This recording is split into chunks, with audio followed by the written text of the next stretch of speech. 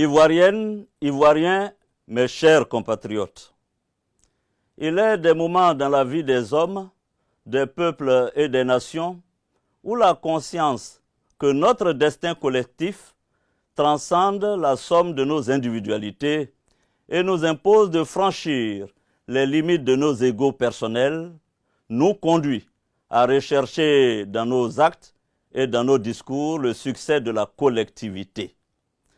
Cet impératif sacrificiel est particulièrement ardent et nécessaire en cette période de péril grave et imminent sur nos vies, nos libertés, nos droits civiques et politiques, en un mot, sur notre démocratie.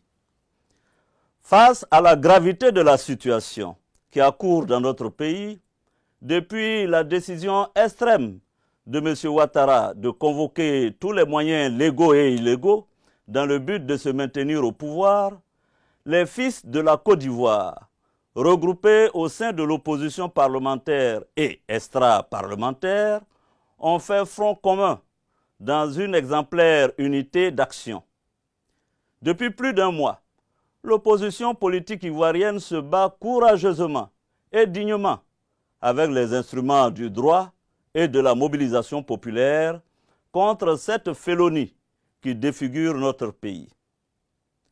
Devant la violation flagrante de notre Constitution, le sang de nos compatriotes qui est versé chaque jour et le parjure déshonorant dont s'est rendu coupable l'ex-président, j'ai décidé de m'assumer et de prendre la parole. Je prends la parole car mon honneur me le commande. La dignité de notre pays l'exige et le souvenir du sacrifice de tous ces illustres fils du pays tombés pour la défense des valeurs de la République et de la démocratie me l'ordonne. Face à la mobilisation du peuple de Côte d'Ivoire, et vu le peu d'empressement de notre armée nationale à participer à l'hécatombe à laquelle il l'invitait, M. Alassane Ouattara a mobilisé pour servir sa cause, hélas, de nombreux miliciens et supplétifs armés qui mènent actuellement notre pays au chaos, en massacrant à l'arme blanche et même à l'arme de guerre nos compatriotes qui manifestent les mains nues. Ces hordes endoctrinées tailladent à la machette leurs pauvres victimes, allant jusqu'à incendier des habitations avec leurs occupants à l'intérieur. Un programme de repérage systématique des partisans de l'opposition en vue de leur élimination est en cours. Mes chères concitoyennes, mes chers concitoyens, c'est le lieu pour moi de saluer votre mobilisation exemplaire qui a permis de faire échec à la pire farce électorale de l'histoire de notre nation, orchestrée, comme vous le savez, piteusement par M. Alassane Ouattara, engagé dans son aventure effrénée et périlleuse de s'éterniser au pouvoir. Bravant ce peuple qu'il a vomi et rejeté, il entend s'autoproclamer pour la 3e fois président de la République. Nous ne l'accepterons jamais, disons-le tout net. Notre pays est désormais placé dans un contexte de vacance du pouvoir présidentiel, car celui qui tente maladroitement de s'imposer n'en a ni le droit ni la légitimité. En ce moment historique, il n'y a de place ni pour les trahisons, ni pour les demi-trahisons. C'est donc la raison pour laquelle l'opposition responsable, constatant la vacance du pouvoir présidentiel, a décidé, dans le cadre de l'espérance due au peuple, d'ouvrir une transition politique. Le Conseil national de transition a été créé pour assurer les charges exécutives de l'État, assurer le fonctionnement régulier des organes et des institutions républicaines durant toute la période de transition. L'ancien président de la République, son Excellence M. Henri Konan Bédié, président du PDCI-RDA, a été désigné pour présider le Conseil national de transition dont je suis membre. Installé dans le schéma mental de tous les dictateurs tropicaux, M. Alassane Ouattara a basculé dans la violence aveugle en déchaînant une répression brutale via ses forces endoctrinées contre les principaux leaders de la transition. Ainsi, le président Henri Konan Bédié, président du Conseil national de transition, est l'objet d'un blocus à son domicile. D'éminents membres du Conseil national de transition ont essuyé des attaques à l'arme de guerre contre leur résidence ou ont échappé tout simplement à des assassinats et à des enlèvements. M. Alassane Ouattara veut absolument décapiter la transition pour pouvoir éteindre toute contestation et régner dans un consensus dictatorial où la paix qui prévaut est celle des cimetières. Moi, vu la traque contre les principaux dirigeants du Conseil national de transition, je décide, en toute responsabilité, de m'inscrire dans la continuité de l'œuvre entamée en contribuant à la mise en place effective des organes de la transition.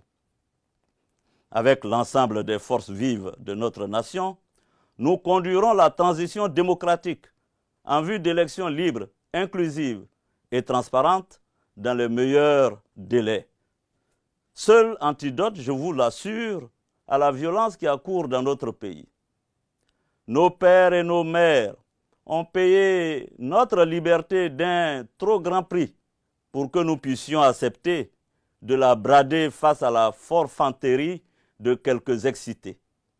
Nous refusons que le viol de notre loi suprême soit considéré comme chose banale et puisse rester sans conséquence. Nous n'accepterons pas que pour la gloire d'un individu, un individu seul, notre pays comptabilise aujourd'hui plus de 100 morts et plusieurs milliers de blessés en moins de 2 mois, que des milliers de nos concitoyens soient emprisonnés parce qu'ils ont exercé leur droit à la liberté d'expression et de manifestation, et que des hommes politiques soient assiégés, traqués, pour avoir exigé le respect de la loi, rien que le respect de la loi. Les Ivoiriens n'accepteront pas, je vous l'assure, qu'une cour constitutionnelle servile et complaisante adoube le complot électoral et apporte sa caution à la forfaiture en cours. Ce n'est pas ce dont nous avons rêvé pour notre pays. Ne pas nous battre dans ces circonstances avec détermination, pugnacité et abnégation face à la tyrannie naissante serait une lâcheté dont nos dévanciers ne sauraient être fiers. C'est pourquoi, malgré les difficultés, malgré les douleurs, malgré les horreurs, en dépit de nos faiblesses, de nos manquements, de nos erreurs, voire de nos fautes, il faut qu'ensemble, chers compatriotes, nous puissions nous lever pour dire non à la dictature et faire barrage à l'ex-président de la République, Alassane Ouattara, qui veut prendre la Côte d'Ivoire tout simplement en otage. Le peuple ivoirien a montré son courage en refusant de se soumettre à la vindicte dictatoriale de l'ex-président, en appliquant courageusement le mot d'ordre de désobéissance civile. Les Ivoiriens ont démontré leur capacité à lutter pour la démocratie au péril de leur vie. Je m'adresse ici et maintenant au corps constitué et à nos vaillantes forces de défense et de sécurité.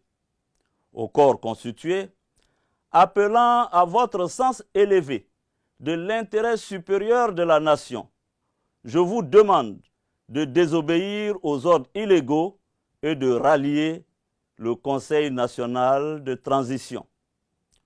Aux forces de défense et de sécurité, vous me connaissez, chers soldats, des années durant, nous nous sommes battus dans les broussailles comme dans les agglomérations. Notre idéal était d'apporter à la Côte d'Ivoire la démocratie et la liberté. Je voudrais vous dire aujourd'hui que malgré tout, rien n'est perdu. Je voudrais vous dire que nous ne pouvons pas, nous ne devons pas, par peur et par poltronnerie, laisser s'installer durablement la dictature clanique de M. Alassane Ouattara et contempler l'empire de la terreur s'étendre dans notre pays et prendre possession de l'âme de notre nation. C'est pourquoi je demande à vous, soldats, sous-officiers, officiers, officiers supérieurs et officiers généraux de notre armée, de vous regarder dans le miroir de votre âme et de votre conscience et d'agir pour stopper les tueries. Agir pour préserver notre pays de pogroms intercommunautaires. Agir pour rétablir la paix et la concorde. Agir pour redonner à notre Constitution ses lettres de noblesse. M. Alassane Ouattara n'est plus le président de la République de Côte d'Ivoire.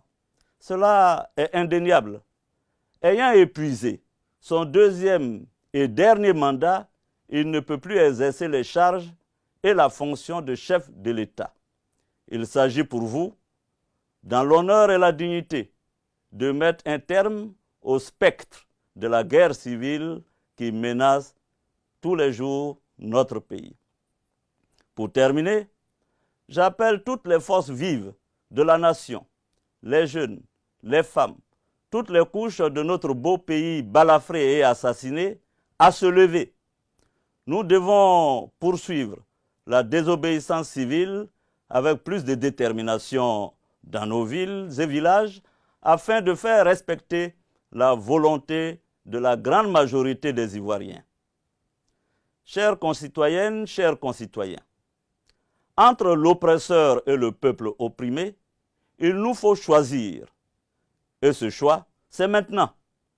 Personne ne peut prétendre aimer la Côte d'Ivoire plus que l'Ivoirien. Personne ne viendra nous libérer à notre place. Nous ne devons compter que sur nous-mêmes pour vaincre ou périr. Et nous vaincrons car nous avons la vérité et Dieu est avec nous. Que Dieu bénisse la Côte d'Ivoire. Je vous remercie.